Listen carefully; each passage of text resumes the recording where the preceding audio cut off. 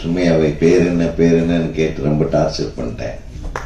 அதனால வேணும்னே என்னை கூப்பிடாம இவ்வளோ நேரம் உட்காந்து வச்சு என்ன டார்ச்சர் பண்ணிட்டாங்க. நன்றி சுமையா. இனிமேல மனசில் வச்சுட்டுலாம் பழி வாங்கக்கூடாது. சும்மா காமெடிக்காக சொல்றேன். 1980 பிப்ரவரி 26 நான் சென்ட்ரலில் வந்து இறங்கினேன். நான் சென்ட்ரலில் வந்து இறங்கினது 1980 பிப்ரவரி 26 தமிழ்நாடு திரைப்பட கல்லூரியில் இன்டர்வியூக்காக வந்தேன். என்ன நீ சொல்லி கொடுத்த மாதிரி பேசுறேன். அவர் என்னுடைய அசிஸ்டன்ட். எதை திருத்திக்கிறோன்னு சொல்லுப்பா. அப்படி இப்படி கையை ஆட்டினே நான் பயந்துட்டேன்.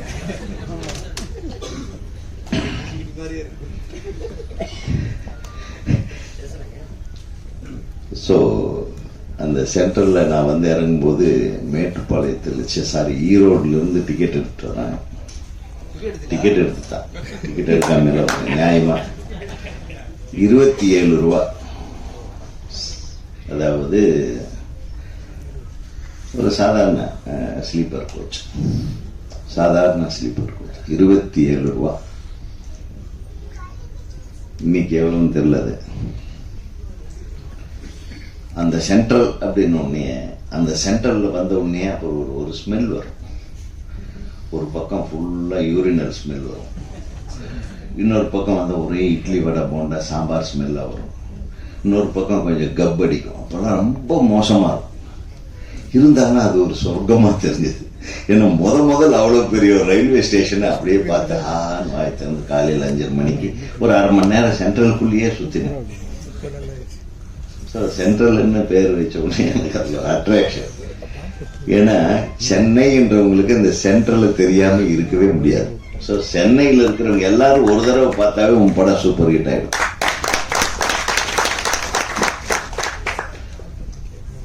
அப்புறம் நம்ம தம்பி குணா பேசும்போது நல்லா சொன்னான். நம்ம ஆரம்பமே இருக்கானா, ஃபர்ஸ்ட் ஸ்டாண்டர்டோட வாத்தியார் பேரு, செகண்ட் ஸ்டாண்டர்ட். ஆனா இவன் ஸ்கூல்ல மட்டும்தான் ஒவ்வொரு ஸ்டாண்டர்ட்லயும் ஒரே வாத்தியார் இருக்கான். 10th கூட 1-2 பேர் தான். மீதி எல்லாம் இவருக்கு பிடிக்காத வாத்தியார் இருக்குது. ஏன்னா அதுல 3/4 பேர் பொம்பளைக்கு பேரை சொல்லி எனக்கு அதுல ஒரு டவுட் இருக்கு. நீ உண்மைதான் சொன்னியா? எனக்கு ஒரே சிரிப்பா வந்துருச்சு. நானும் ஞாபகப்படுத்தி பாக்குறேன். ஒரு 3-4 வாத்தியாருக்கு பேர் தான் எனக்கு ஞாபகம் வந்தது. பட் எல்லாருமே நல்ல வாத்தியாரு. அவங்க சில பேர் மொழி இப்படி வைக்க சொல்லி அடிப்பாங்கல்ல, அவங்க பேர் தான் எனக்கு மறந்துடுவேன். ஆனா அவங்கள மட்டும்தான் ஞாபகம் வச்சிருப்பாங்க. இவன் யார் அடிச்சாங்களோ அந்த வாத்தியாருக்கு பேர் மட்டும் சொல்லிட்டு நல்லா சொல்லி கொடுத்த வாத்தியாருக்கு பேர்லாம் விட்டா. பாத்தீங்கன்னா இந்த படத்தோட ஒரு மிகப்பெரிய விஷயம் என்னன்னா, எங்க வாத்தியாரெல்லாம் ஸ்கூல்ல படிக்கும்போது நான் கட்டடிச்சிட்டு சத்தியமங்கலம் ஹைஸ்கூல் இருக்கிறதுலேயே மோசமான ஹைஸ்கூல் அது. சத்தியமங்கலம் ஹைஸ்கூல் பசங்களா அப்படின்னாவே பக்கத்து ஊர் காலேஜுக்குள்ள இடம் சேர்த்த மாட்டாங்க. ஒரு டைப்பான பயங்கரமான ரவுடி எலிமெண்ட்ஸ். அது நம்ம என்னதான் நல்ல பையனா இருந்தாலும் அந்த நம்ம முன்னோர்கள் அப்படி ஒரு பேர் வாங்கி வச்சிருப்பானுங்கல்ல. அதனால சத்திய ஹைஸ்கூலா அப்படின்னு நான் படிச்ச கோபி ஆர்ட்ஸ் காலேஜில் டி செக்ஷன் ஒரு தனி, அதாவது இந்த சத்திய ஹைஸ்கூல் இந்த விளங்காத ஸ்கூல்ல படிச்சவங்க எல்லாத்தையும் ஒரு கிளாஸ்ல போடுவாங்க. அதாவது 300 மார்க்கு கீழே வாங்கினவன், 600க்கு 300 மார்க் கீழே வாங்கினவன், 350 கீழே வாங்கினவன், அந்த மாதிரி ஒரு ஸ்கூல்ல படிக்கும்போது நம்ம வாத்தியாருக்கு ஞாபகம் வந்துச்சு. ஆனா இங்க என்னென்ன ஒரு சந்தோஷமான விஷயம் அதான் சொல்ல வரேன். ஒரு மேத்தமேட்டிக்ஸ் டீச்சரு, ஒரு சயின்ஸ் டீச்சரு, ஒரு தமிழ் டீச்சர், 3 பேர் சேர்ந்து ஒரு படம் எடுத்திருக்காங்க.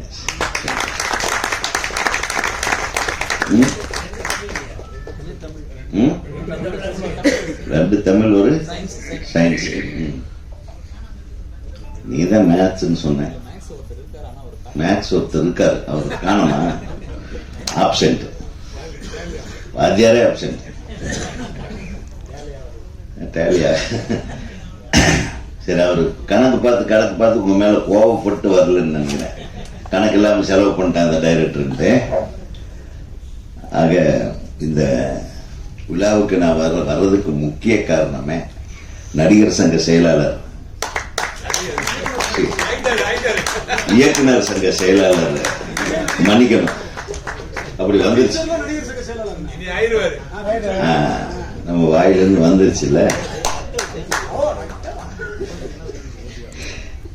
இயக்குனர் சங்க செயலாளர் என்னுடைய அன்பு தம்பி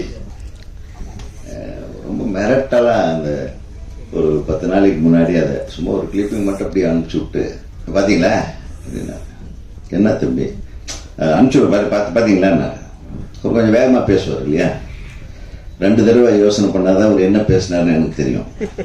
அவ்வளவு ஸ்பீடு, அவன் அந்த திருப்பாச்சி ஸ்பீட்லயே தான் இன்னும் இருக்கான், அது ஸ்பீடு மாறவே. அப்புறம் உடனே பார்த்தா மிரண்ட உண்மையில அப்படி ஒரு ஹை ஸ்பீட்ல அப்படி போட்டு தான், டேய் எப்ப நடிச்சடா தம்பி நீ, என்கிட்ட சொல்லவே இல்லையே, இவ்வளவு வேலை பார்த்திருக்க நீ, இல்ல மெயின் ரோலா, ஆஹா பரவாயில்ல, ரொம்ப நல்லா இருந்தது. உண்மையா சொல்றேன், நான் அந்த ஒரு ஷாட்டு தான் நான் இங்க இவ்வளவு நேரம் நான் இவ்வளவு நேரம்ல உட்காரவே மாட்டேன், நான் சண்டை போட்டு நான் பேசி முடிச்சுட்டு போயிட்டே இருப்பேன். ஏன்னா யார் கூப்பிட்டாலும் வர்ற சங்க தலைவர் சங்க செயலாளர் யாருன்னா உதயகுமார். ஆனா இந்த படத்துல அதுல கூட விதிவிலக்கு, ஏன்னா இவங்க யாரும் கூப்பிடவே இல்லை என் செயலாளரை தவிர. இந்த படத்துல ஒரு அநியாயம் என்னன்னா 3 ப்ரொடியூசர்களும் எனக்கு கூப்பிடல, இந்த டைரக்டரும் எனக்கு கூப்பிடல. அப்புறம் மத்தியானம் 2 மணி இருக்கும், 1:30 மணி இருக்கும், சார் கூப்பிட்டாங்க சார் அப்படின்னு.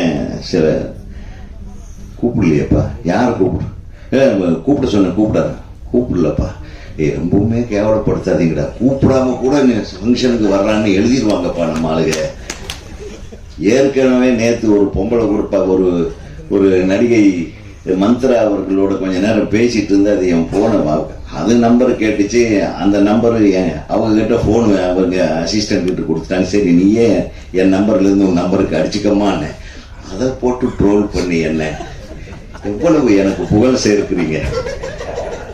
கொஞ்சம் ஏமா நல்ல வேலை இந்த மேடையில ஹீரோயின்கள் இல்லை, ஒரு நிம்மதியா இருந்தது. முதல்ல பேரை சொல்லிட்டு வந்துருவோம், நீ வந்துடாதம்மா இன்னைக்கு எங்க தலைவர் வராது, இப்படி எல்லாம் சேஃப்கார்டு பண்ணிட்டு வந்து உட்கார்ந்துட்டு, இப்போ இந்த படத்துலதான் வில்லன்னா எனக்கே வில்லன் ஆயிட்டா போடு. மொத்தம் இந்த படத்துல நடிச்ச ஒவ்வொருத்தரும் எல்லாருமே பேசி இந்த படத்தை பத்தி பேசிட்டாங்க. இப்ப நம்மளுக்கு பேசுறதுக்கு ஒண்ணும் இல்லப்பா, எல்லாத்துக்கும் நன்றி சொல்லி போறதுக்கு தான் உட்கார்ந்து இருக்கிறேன். என்ன அப்புறம் உடனே கூப்பிட்டாங்க, வேற என்ன எல்லாருமே நீங்க பேசிட்டீங்க, நம்ம படத்தை பத்தி என்ன பேச, அவர் நல்லா நடிச்சிருக்காருன்னு இவர் சொல்லிட்டாரு, இவர் நல்லா நடிச்சிருக்காருன்னு அவர் சொல்லிட்டாரு, அவரு சூப்பர்னு அவர் சொல்லிட்டாரு, ப்ரொடியூசர் சூப்பர்னு இவரு சொல்லிட்டாரு. இப்ப நான் என்னங்க சொல்றது, எங்களுக்கு சொல்றதுக்கு ஏதாச்சும் ஒரு மேட்டர் வைக்கணும், இல்லைன்னா எங்களை முதல்ல பேச வைக்கணும். அதோட நம்ம சுபாஷ பேச விட்டீங்கன்னா முடிச்சிருவான் கதையை, அதோட அதுக்கப்புறம் எவனுமே பேச முடியாது இல்லையா. அதனால நான் ஏதோ நினைச்சிட்டு இருந்தேன் இந்த படத்தை பத்தி பேசணும்ட்டு, ட்ரெய்லரே மறந்து போச்சு. ஏன்னா பெரிய ரீலா இவங்க ஓட்டிட்டாங்க. அவ்வளவு அழகா பேசினீங்க, ஒன்று சும்மா சொல்லலை. நம்ம மேக்கப் விமன் வந்து ரொம்ப நல்லா பேசினாங்க. இதுவரையிலும் எந்த ஃபங்க்ஷன்லயும் பார்க்காத அளவுக்கு ஒரு மேக்கப் டிபார்ட்மெண்ட்ல இருந்து ஒருத்தர் ரொம்ப நேரம் அழகா பேசுனது இங்கதான். அதே மாதிரி எல்லாரும் முகத்திலையும் அவங்கவுங்க இயல்பான அந்த மேக்கப்பை கொண்டாந்துருக்கீங்க, அது தெரிஞ்சது. அதுக்கு எங்களுடைய இயக்குனர் சங்கத்தின் சார்பாக என்னுடைய மனமார்ந்த வாழ்த்துக்கள். அப்புறம் அந்த உருட்டல் மிரட்டல் மேட்டர்லாம் எப்பவுமே பேரரசு, அது நம்ம சங்கத்தில் இவங்க எல்லாத்தையும் மிரட்டிட்டு இருப்பான், அந்த ஈசி மெம்பர்ஸுக்கு எல்லாம். அது அந்த மூஞ்சி நம்ம ஏற்கனவே பார்த்ததுனால அதை பத்தி அவருடைய பர்ஃபார்மன்ஸை பத்தி நான் ஒன்றும் சொல்ல முடியாது. ஏன்னா அவர் நாளைக்கு மேல சகோதரி சார், நான் கூட 2 படத்தில் நடிச்சிருக்கேன் சார், என் படம் கூட இது பிரிவியூ போடுறாங்கல்ல, அது ட்ரெய்லர் ரிலீஸ் ஒரு பையன் கூட வரல சார். ஆனா இவனுக்கு பயந்துட்டு இருக்கிற அத்தனை ஈசி மெம்பருங்க, ஏன் KS ரவிக்குமாரே இவருக்கு பயந்துட்டு தான் வந்திருக்காரு. அப்படின்னா பாருங்க எந்த லெவலுக்கு லொல்லு பிடிச்சாலுன்னு கரெக்டான வில்லனை தான் போட்டிருக்கீங்க. அது எப்படி பேரரசை பத்தி கரெக்டா ஜட்ஜ் பண்ணிக்கிறீங்க? ஆனா உண்மையில அவனுக்குள்ள ஒரு குழந்தை மனசு, ஒரு ரொம்ப அன்பான தம்பி. என் தம்பி அந்த அன்பை கடைசியில கண்டிப்பா கிளைமேக்ஸ்ல வெளிப்படுத்தி இருப்பான்னு நினைக்கிறேன். வெளிப்படுத்தியிருந்தா இந்த படம் ஹிட்டு, இல்லைன்னா கூட மாத்தி ஷூட் பண்ணிக்கோ. உன் படம் ஜெயிக்கணும்னா அவனை வில்லனாவே வச்சு பண்ணீங்கன்னா ஓடாது. இது அவர் ரியல் கேரக்டர் ஆச்சுட்டு போயிடுவான். கடைசியில மாத்தினா ஆஹா இவரு கூட வா சூப்பர்றான்வான். புரிஞ்சதா? நாங்க கை தட்டணும்னா கிளைமேக்ஸ் நீ எப்படி வச்சிருக்க தெரியாது, அவர் நல்லவரா காட்டி ஒரு கிளைமேக்ஸ் வச்சீங்கன்னா நீ தப்பிச்ச மகனே, அவ்வளவுதான். இதுக்கு மேல நான் சொல்ல முடியாது. அப்புறம் செயலாளரே வந்து ஒரு மிகப்பெரிய படத்தில் இவ்வளவு நாளா நடிச்சுட்டு அந்த டைரக்டரை இன்னும் உறுப்பினராக்காம இருந்திருக்காரு. இது வந்து அடுத்த ஈசி மீட்டிங்ல நம்ம பேசுவோம். என்ன, நீங்க அவர் கெட்ட பேர் வர்றதுக்கு முன்னாடி, படம் ரிலீஸுக்கு முன்னாடியே வந்து மெம்பர் ஆயிடணும். என்ன தயாரிப்பாளர்களே, அவர் மெம்பர் ஆக்கிறீங்களா? இல்ல நீங்க தான் ஆக்கணும். அவர்கிட்ட தப்பு நீங்க தான் கொண்டாந்து கட்டணும். அதனால அது பண்ணிட்டீங்கன்னா நம்ம வாழ்த்தெல்லாம் அப்படியே நிறைவேறும். கரெக்டா? அதே மாதிரி பொதுவாகவே நம்ம பத்திரிகை நண்பர்கள் பாவம் இவ்வளவு நேரம் அமைதியா உட்கார்ந்து நான் பார்த்ததே இல்லை. ஆனா வர்றவங்க போறவங்கன்னா அவங்களுக்கு இவங்க என்னப்பா பண்ணுவாங்க, யாரோ ஒருத்தன் பண்ணதுக்கு. நீங்க அப்படியெல்லாம் பொதுவா பேசக்கூடாது பத்திரிகையாளர்கள். இருந்தாலும் கண்ணே, நானே சில டைம்ல தயக்கமாக தான் பேசுவேன். ஏன்னா நம்ம கூட வாழ்ந்துட்டு இருக்கிறவங்க, நம்ம கூட பயணப்படுகிற பத்திரிகையாளர்களை ஒரு சிலர்னு சொல்லிட்டு கூட அந்த தவறாக எழுதுகிறார்கள் அப்படின்றதோட விட்டுருங்க. நம்ம அதை திருப்பி நீ பதிவு பண்ணாத அவங்க என்ன எழுதுனாங்கன்றது. அதை அவங்க எழுதுறதை விட மோசம். திருப்பி நீ பதிவு பண்ணிடலாம். அது அவங்களுக்கு தெரியும் எது என்னன்னு. இது படத்தினுடைய நான் வந்து உண்மையிலுமே வந்து ஒரு கம்யூனிஸ்ட் குடும்பத்திலிருந்து வந்தவன். சுபாஷுக்கு நல்லா தெரியும். என்னுடைய வாழ்க்கையை ஆரம்பிச்சதே பாலன் இல்லத்துல தான் ஆரம்பிச்சது. நான் சென்ட்ரல்ல இருந்து இறங்கி நேரா வந்து போய் இட்லி சாப்பிட்ட இடம் பாலன் இல்லைன்னா. என்னை கொஞ்சம் ஒரே ஆள் யாருன்னா நல்லகண்ணையா. ஸோ அவர் தான் எனக்கு அப்பா மாதிரி. அங்க நிறைய பேர் அவரை பத்தி நல்லகண்ணையாவை பத்தி எனக்கு தெரிந்த அளவுக்கு கம்யூனிஸ்டுகளுக்கே நிறைய பேருக்கு அவரை பத்தி தெரியாது. அது ஒரு கதை, பழைய கதை அது. ஆக என்னுடைய வாழ்க்கையில நடந்த எல்லா விஷயங்களையும் நான் என்னென்னலாம் நினைச்சுக்கிட்டு இருந்தனோ, எப்படி எல்லாம் வாழ்க்கையில சக்சஸ் ஆகணும்னு நினைச்சனோ, போய் ஒரு இடத்துல மில்லுல வேலைக்கு சேர்ந்தாவது நம்ம சம்பாதிக்கணும்னு நினைச்சனோ, அதெல்லாம் இல்லை. நான் இங்க வர்றதுக்கு முன்னாடி ஒரு குடும்பத்தை காப்பாற்றுவதற்காக ஒரு இளைஞன் என்னென்னலாம் திங்க் பண்ணுவான். ஒரு மாசம் ஒரு 300 ரூபாய் கிடைச்சா கூட போதும். அந்த காலத்துல 300 ரூபாய் சம்பளம் வாங்குறோம் பெரிய பணக்காரன் தெரியுமா உங்களுக்கு? 80s 70s 75 76 எல்லாம்.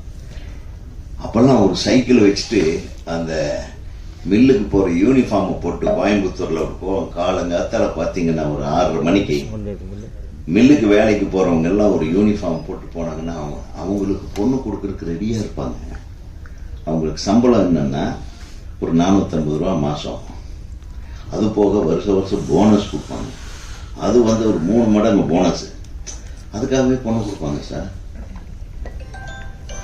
நான் வந்து இங்க சினிமா மாங்குன்னு சினிமா டைரக்ட் பண்ணி படத்தை முடிக்க போறான், பொண்ணு கேட்டே அவனும் கொடுக்க மாட்டேன்டான். உண்மையில சோ சினிமாக்காரனை ஏளனம் செய்வதற்கு இந்த நாடே காத்து கொண்டிருக்கிறது. சொன்னாங்க சினிமாக்காரன் ஏன் வந்து அரசியல் வரக்கூடாது? வரணும். ஏன் வரக்கூடாது சார்? அரசியல்ல இருக்கிறவங்க எல்லாருமே இன்னைக்கு ஞானிகள் கிடையாது. எல்லாம் விவரமானவங்க தான் அரசியலுக்கு வர்றாங்க. காய் நகர்த்துறவங்க தான் அரசியலுக்கு வர்றாங்க. காய் நகர்த்தலன்னா அரசியல்ல அவங்க பருப்பு வேகாது. யாரா இருந்தாலும் சரி, அறிஞனாக இருந்தாலும் சரி, முட்டாளாக இருந்தாலும் சரி. பல சமயம் முட்டாள்கள் தலைவர்களாயிருக்கு பல சமயத்தில். ஆனா அறிவாளி தான் ஜெயிப்பான். அதனால அரசியல் என்பது சினிமாக்காரன் இல்லை, நாடகத்தில் நடிக்கிறவன்றது இல்லை, சாதாரண தொழிலாளி அல்ல, மூட்டை தூக்கிறவங்க, டீ கடை வச்சிருக்கிறவங்க இல்லை, யார் வேணாலும் அரசியலுக்கு வரலாம், யார் வேணாலும் வரலாம். அது இந்த நாட்டோட சுதந்திரம், சுதந்திர இந்தியாவோட இது. தயவு பண்ணி அந்த மாதிரி தப்பான இதுகளை யாரும் பேசாது. யார் வேணாலும் வரலாம். அவங்க வந்த கட்சியில் அவங்க சரியான அரசியல் செய்கிறார்கள் அப்படின்றது நீங்க பார்த்தா அது உங்களுடைய விருப்பம். நீங்க வாக்களிக்கிறதும் வாக்களிக்காததும் உங்களுடைய விருப்பம், என்னுடைய விருப்பம். என்ன சொல்றீங்க? தயவு பண்ணி அரசியல்வாதிக்குன்னு ஒரு தகுதியை யாருமே நிர்ணயிக்க முடியாது. எப்படி திரைப்பட இயக்குனருக்கு ஒரு தகுதியை, ஒரு நடிகருக்கு ஒரு தகுதியை நீங்கள் நிர்ணயிப்பது இல்லையோ, அந்த மாதிரி அரசியல்வாதிக்கும் தகுதியை நிர்ணயிக்க வேண்டியது அவசியம் இல்லை. யாருக்குமே தகுதி அவர்களுடைய வெற்றியை பொறுத்துதான் தகுதி நிர்ணயம் செய்யப்படுகிறது. நான் ஜெயிச்சாதான் இந்த உதயகுமார் இந்த மேடையில் ஒரு சிறப்பு அழைப்பாளராக வர முடியுது. ஜெயிக்கலன்னா கூப்பிட மாட்டீங்க. என் கூட வந்து 10-15 பேர் ஜெயிக்கல, அந்த டைரக்டருக்கு யாரையும் கூப்பிடலையே.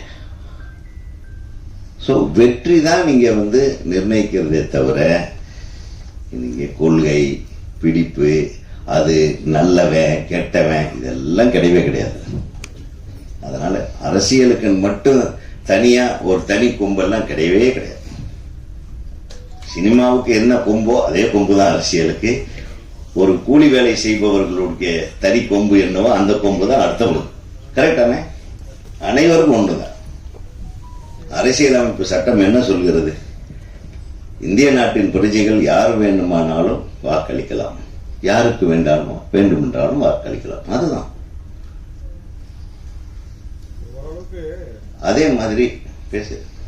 சமூக சிக்கலை தெரிஞ்சவங்க தான் அந்த அரசியல் வந்தா அது கரெக்ட். நீங்க அண்ணன் அதை நம்ம சொல்லலாம். நீங்க சமூக சிக்கலை தெரிந்தவர்கள், இப்ப திருமாவளவன் மாதிரி ஆட்கள், சரி எனக்கு தெரியாதான்னு இன்னொரு கட்சிக்காரன் கேட்பான். அதுதான் பிரச்சனையே.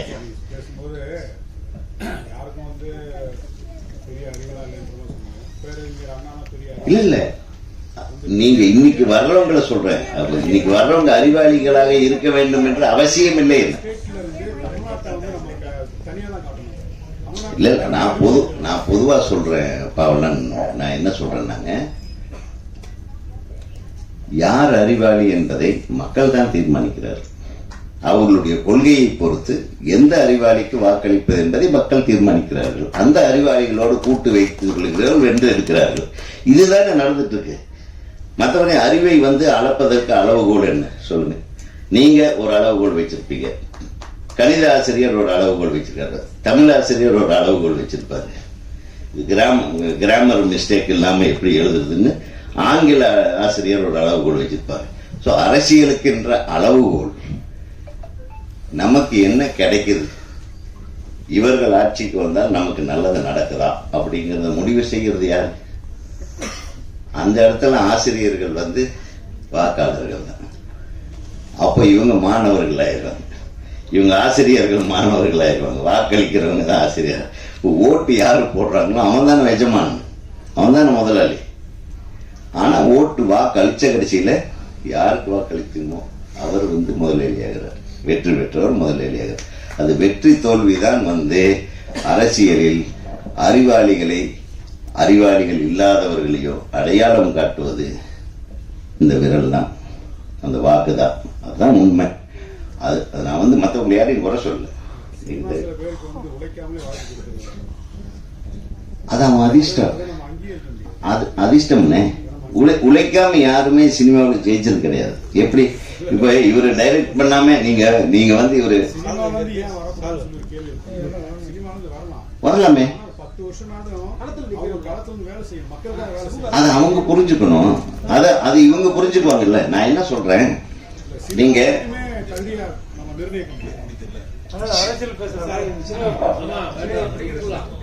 இல்ல, நான் என்ன சொல்ல வரலன்னா அரசியல் யாருக்கு வேணுமென்னாலும் அரசியல்ல வரலாம்னு சொல்றேன். சினிமாக்காரங்களுக்கு வரக்கூடாதுன்றது சொல்றதுக்கு யாருக்குமே எந்த இதுவும் கிடையாது என்பதை நான் இங்கே தெரிஞ்சுக்கிறேன். நான் ஒரு சினிமாக்காரன்றதுக்காக கூட சொல்றேன்னு வச்சுக்கலாம். நாளைக்கு கூட நானும் கூட ஒரு அரசியல் கட்சி ஆரம்பிக்கலாம், சொல்ல முடியாது. உரிமை இருக்குல்ல. ஆக ஆனால் நான் யாரையும் புண்படுத்துறதுக்காக சொல்ல பாவலன் மிக அழகாக பேசினாரு. அது நான் ஒரு மேட்ரு பேசணும்னு நினைச்சிட்டு இருந்தேன் பாவலன் அவர்களை பற்றி. அவ்வளவு அழகா அவருடைய தமிழ், அவருடைய ஆமாம் எனக்கு தெரியும். எனக்கு அவரும் நெருங்கிய நண்பர். அவர் கூடவே ஒரு படம் நடிச்சிருக்கேன். யார் கூட? திருமானன் கூட ஒரு படம் நடிச்சிருக்கேன். நீங்க அவர்கிட்ட கேட்டு பாருங்க.